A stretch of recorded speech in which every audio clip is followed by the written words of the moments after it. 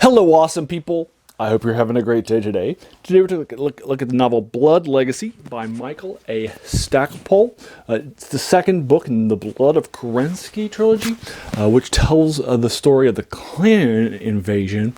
Michael Stackpole is writing for the BattleTech series. The series is being published by Rock, and my copies are by Rock, although it was initially published for FASA, the company that makes BattleTech, and they published the original ones, and this is a republication by Rock. And I'll link you to it below, the second novel in the collection. Now, the first novel in the collection, Lethal Heritage, it's about 390 pages long. I intended to read it over 4 days. After starting on the first day, I thought that it was on a Thursday. I thought that I was really enjoying it.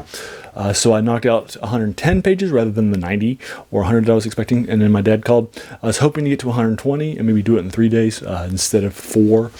Then the next day was game night, so I only did 2 chapters. So I went into Saturday and I knocked out 160 pages on Saturday, and on Sunday I also knocked out 160 pages too and finished the novel. But I was 80 pages rather, and I finished the novel. And then I was so into it that for the second book, I knocked out 160 pages, so I did 240 pages total on that Sunday. And then I was into it, and then all I had was because this one's 360 pages long, the book 2. So I just knocked it out in 100 pages in the last couple of days on Monday and Tuesday. So I did this book in 3 days technically, but one day I finished another novel. So it's basically in 2.5 days, if you will, and the other one in 3.5 days. So I split the last novel and the first one. I was still into it and knocked out a lot of stuff. Michael Stackpole, he started writing in the BattleTech stuff. He went writing for other places like the Star Wars universe and the X-Wing Chronicles, and some other places too. But this is where he got his meat and potatoes started. His stuff tends, and this second novel follows that tendency, to be much, instead of like a military science fiction or something like that, it's more of a political thriller set in the 31st century with a war game denouement. For example, in the second novel, there is a massive campaign on a capital of the Draconis Combine called Luthien, and the Luthien campaign has like 3 chapters plus 1 chapter planning, and that's it. And it's like a massive battle, and they just tell like a point of view character, Shin Yudama, what he sees, right, and then that's it. You could have spent an entire book on the Luthien campaign, like William H. Keefe does with the Ray Death Legion, who kicked off the series that we've already reviewed for.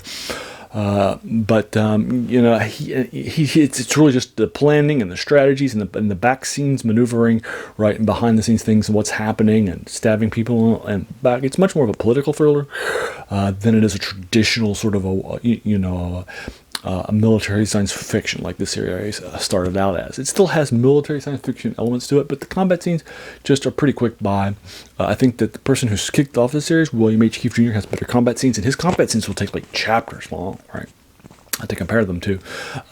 Coming out of the series after I finished this, he does a lot of BattleTech novels. It's a big love with him, and I had a number of big impressions of him after I read the series. I started reading the books in 10th grade, and then I read the first 3 books that were published by Rock, back to back in a trilogy, which we've already reviewed for a review. And then I went and I bought all the older books, and then I've read them all as they came out throughout the rest of high school and then college. And then, purchasing books from the local store at Morgantown at WVU and enjoy myself. But so I've only read those books once. I've never gone back and reread them. But Michael Stackpole was my favorite author coming out of those books, and I loved them so much.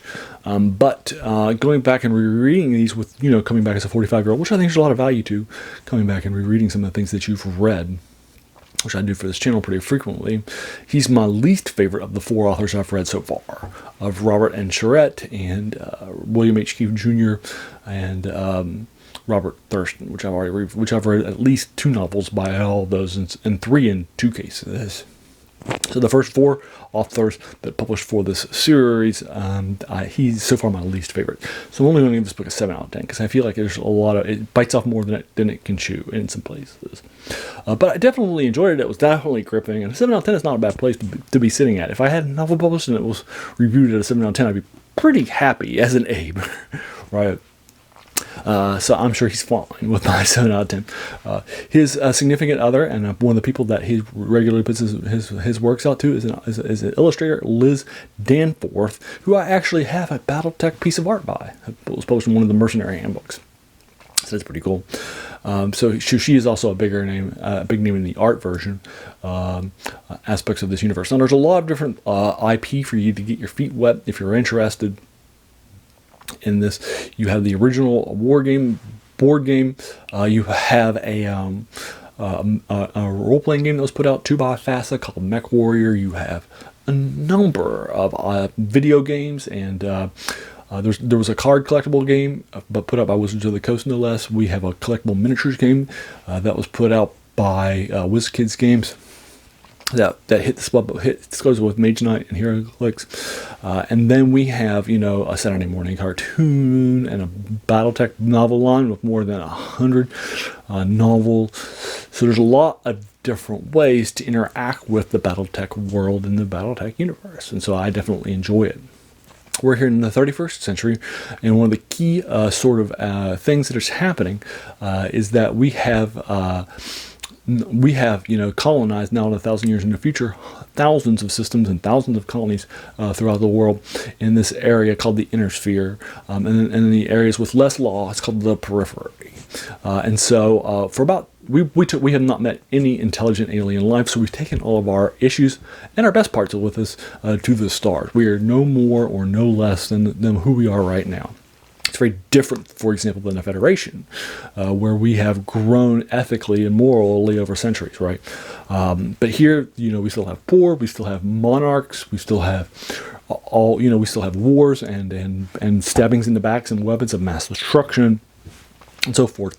We had about 300 years of good stuff under the Star League, which was a high water mark in history. And then after the Star League fell in the mid 28th century, about 300 years before this happens, it's a lot of things happened. There was an Ameris coup, there was a backslash, a general named Kerensky fought off, but he saw all the weapons of mass destruction that had happened in the fall and towards darkness that the inner sphere is going through, so he fled out to the periphery with his army and his generals, and him and his son will set up the clans with a warrior culture, and they will be invading in the clan invasion. So that's now the next chapter. In the 300 years between the clan invasion and the fall of the Star League, we have the era of the succession wars. 4 succession wars of lots of weapons, mass destruction happening, lots of battle things happening, a lot of technology being lost to time, and it's now called Lost Tech, it's Star League Tech, and we haven't had that sort of technology for hundreds of years. So we're definitely on the darker side of things, and now the clans are invading. They are generally seen as the antagonists of the clan era because they're the ones that are invading, although they'll see themselves as the protagonists. We have a point of view character named Phelan, who was the son of the Hellhounds, who was adapted in the first book as a bondsman and was captured in like the first couple of chapters by Clan Wolf, and so he'll be our point of view character for what the clan life is like.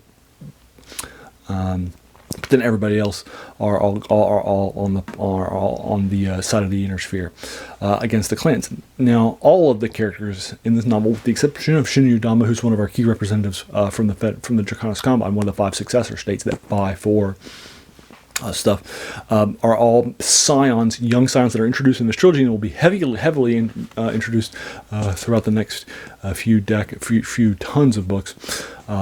Are characters like the son of the married Federated Commonwealth and Lyran Federated Commonwealth, which was combined to Federated Sons and the Lyran Commonwealth that got married in the previous trilogy a generation ago. Victor, Ian Steinodavian, and the son of the Sanese Compact, and the primary person there, Kai.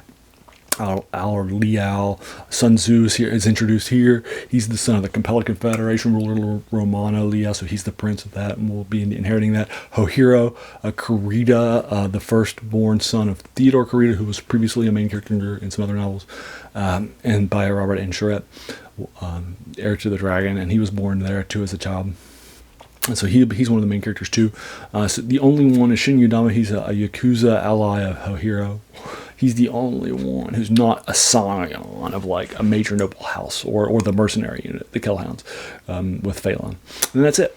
I'll go ahead and leave you to it. Have you read the Clan Invasion novel, Take Two, Blood of Currency Trilogy #2, by Michael A. Stackpole? If so, what did you think?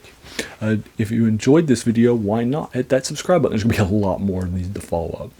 And then finally, I want to thank you so much for taking some time out of your day and investing it and watching my video. We all have so many things that are happening in our lives, and we're pulled in so many different directions. So the fact that you spent this time with me is incredibly humbling, and I appreciate it. So thanks again, and have an amazing day.